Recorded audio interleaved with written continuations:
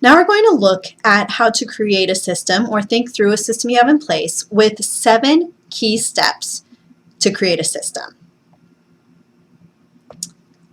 So the 7 steps you can see here on the screen are to first create a stakeholder profile, survey your stakeholders, solidify your objective, define the measurable outcomes, or just outcome, consider various ideas, choose a plan and carry it out, and then reflect. So let's look at what these different pieces look like more specifically. In this video, we're going to use family engagement as our sample system that we're creating. So first we have our stakeholder profile. Your stakeholder profile means that you're going to define who your stakeholder is. So the stakeholders might be someone you know.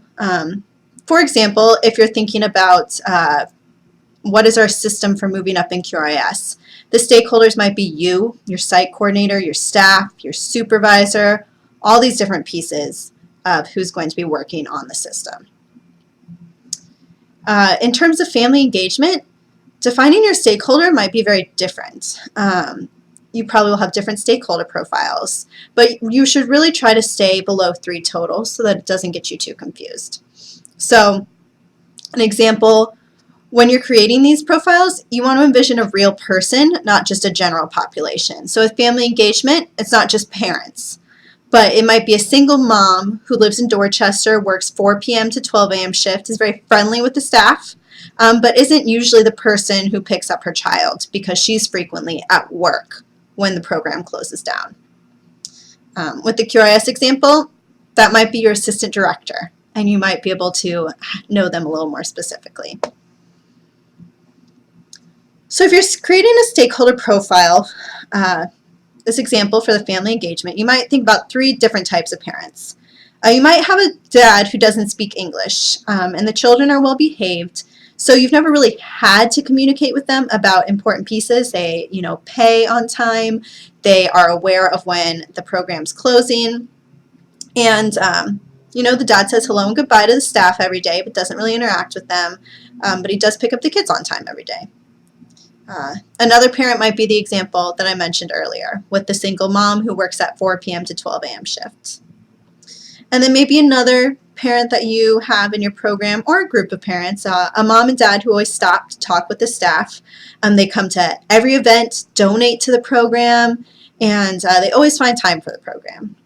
So those are our 3 stakeholder profiles that we're thinking about. Next, you're going to survey the stakeholders. So you need to think about their needs you might think you know their needs from your program's point of view, but how do you know? So you really need to start asking them questions. And when you're thinking about surveying the stakeholders, think about whose buy-in is required. Thinking about getting their feedback and getting them to answer first if possible. And start with open-ended questions and then can go more focused depending on who you're talking to.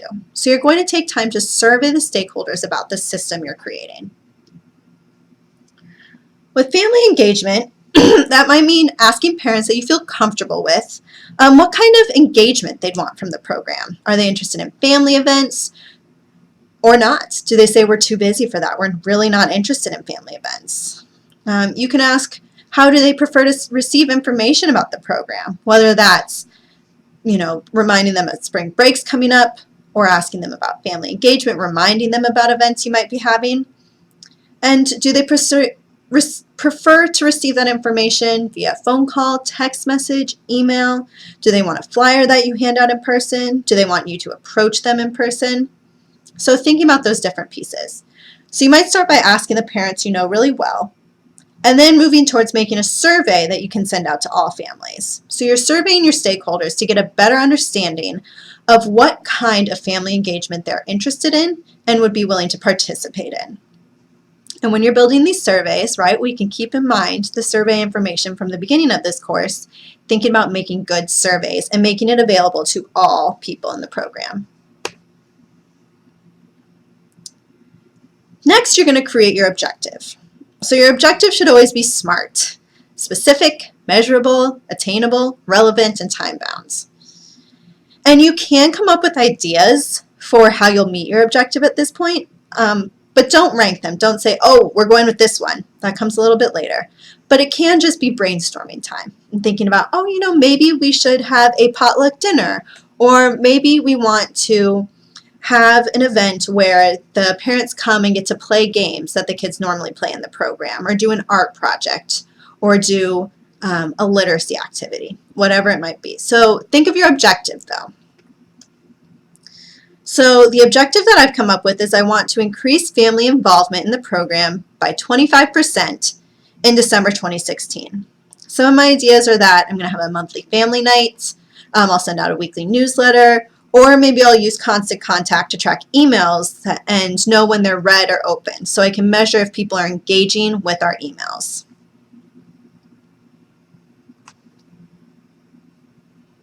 Then we're going to define a measurable outcome.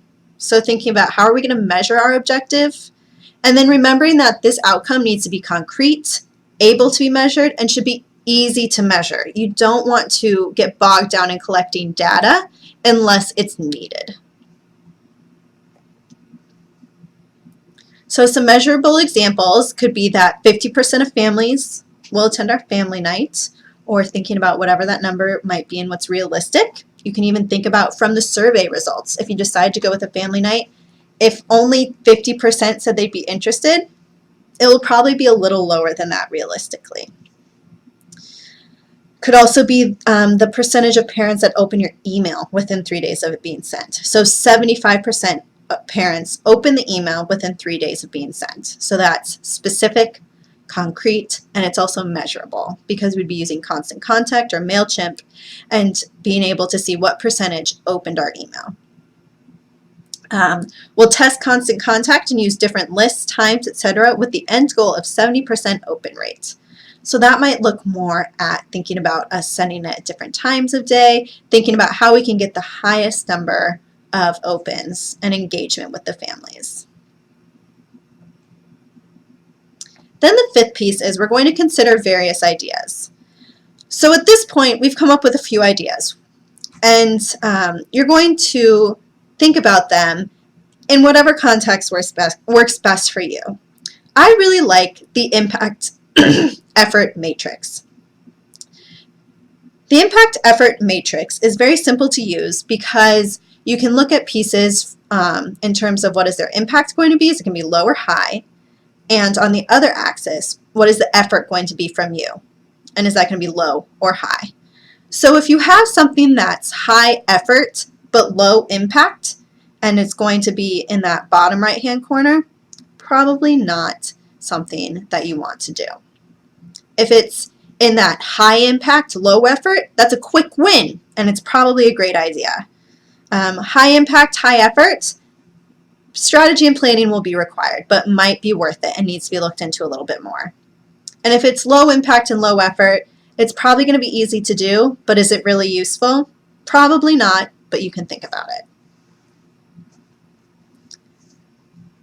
So as we're thinking about our different ideas that we've talked about for increasing family engagement, we've decided that the impact, which we all need to be on the same page of, is increases family engagement. And so some ideas that we talked about were hosting family night events for families with dinner. So will people attend those family night events? And we said this will be pretty high effort for us because we'll need to put it into planning, we'll need to think about what activities will go on, and so that will be high effort, but it will probably be high impact because it will be people who are in the program, they're communicating with the teachers, and they're getting to spend time with all of the staff. You also might decide that your family event's going to be hosting parent orientation for all new families. So that will be pretty high effort, but will also probably be a little higher impact because you're going to be addressing real issues that are happening in the program. If we're thinking about the newsletter, you might see, that's pretty high impact, but we don't know if that many people will open it. So that's going to be, it's high effort because you got to spend time making it, but it might be pretty low impact because you know that many parents will open it. Some other ideas that you come up with maybe later are a suggestion box, which is low effort, but maybe low impact if people don't feel comfortable using it. And so some of these different ideas can help you get jump started about where do we want to go with this system, right? We have our objective that we want to increase family engagement by 25%. How are we going to do that? And so narrowing down that plan to decide what you want to do. So the next piece is choosing that plan and carrying it out. As you're doing this, you can use a variety of templates to plan, thinking about a strategic plan, an action plan. It just depends on what you're planning or what your system is. But you always need to consider who is going to do it, so who's in charge of it, what materials are needed, and keeping in mind what is that outcome. So within this system, we've decided that our family engagement is going to increase by 25% in December. And so that might mean we've already started measuring that. Maybe we haven't, just depends on the program. And this one we're going to say that we haven't started, but this is going to be our jumping off point. And we've come up with a few ideas. And so we've decided to go with the idea of a family, kind of combining two. We're going to do a family orientation night and a potluck. So that is our plan. So we're thinking about who's going to do it. The director, we've decided that the director and 3 parents are going to organize the written materials. The director, because they know which pieces need to be shared with parents. And then parents from last year commenting, saying, oh, this is something that I wish I'd known. This is something that I need a little more explanation about. And the parents are going to help organize who's going to bring what for the potluck. And so that's who we've decided is going to do it. Some resources that we need is we're going to need the parent handbook and copies with updated information. We'll need a sign-up sheet for the potluck, and we might need some notices home to remind parents that it's happening. We've decided that's going to happen September 20th, so that we're getting a couple, we have parents able to start the school year, but we're getting them pretty quickly. And our desired outcomes are that 75% of the parents will attend. We'll have enough food for everybody, and we'll get positive feedback. And so I'm going to put in the outcomes as if it's already happened. So once we run it, we've completed it, we're going to measure what we said, right? We had our desired outcomes, and so we're going to measure to see if we met those outcomes. So our outcomes were that only 70% of parents attended, but 30 children were represented. There was tons of food, people liked it, and they wanted to have another one, so that's great. But we did notice that we needed to have activities for the kids to do so they don't get bored. So we've measured those outcomes. We've said, did we have 75% of parents attend? Not quite, but we know how many we had attend. There was enough food for everybody. Great. And we had positive feedback, but also some feedback for ways we could improve. So we chose a plan. We carried it out. And then we're going to reflect. Reflection is the last piece because the system happens multiple times, so don't continue it if it isn't working. Find ways to change it up.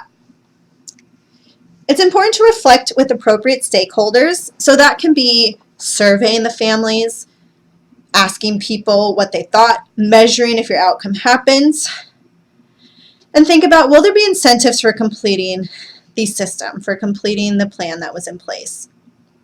What kind of short-term gratification can there be? And we're always keeping in mind continuous quality improvement with our reflection. How can we improve for next time?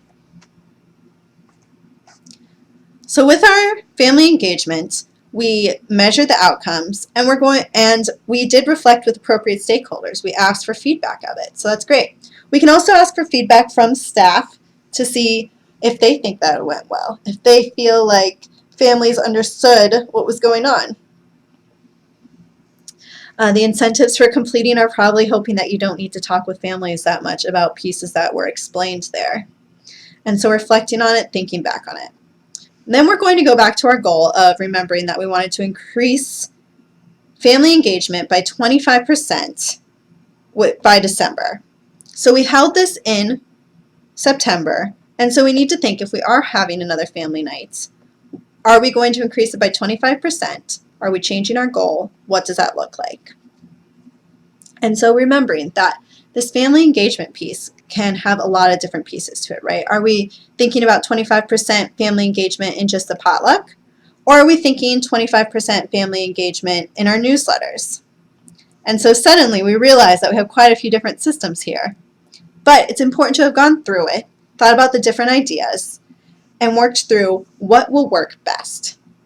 So now that we've planned a family event, an orientation and potluck, are we going to continue using this system, or do we decide that we need to use another system? And so as you can see, systems are not something that's necessarily easy to create and have just in place, but you're doing this every day. You're having systems completed every single day, every single month within your program. And the purpose is to think about, how are we formatting these systems? Are we thinking through them, or are they happening just because they have to? And we've never sat down and thought through these different pieces. So as you're creating systems, as you're thinking about the systems that happen in your program every day, you want to think about these 7 pieces. Are we involving? Are we doing these 7 pieces?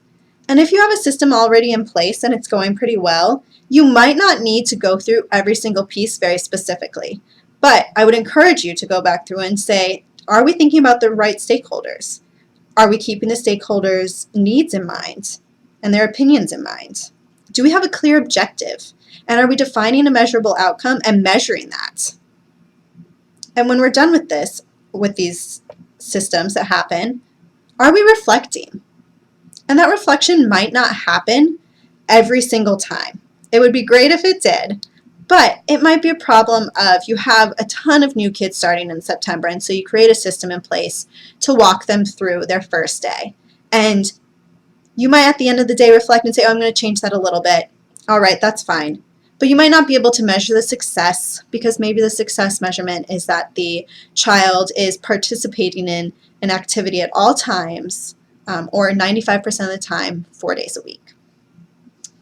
So you might not be able to reflect right away if that measurable outcome happens.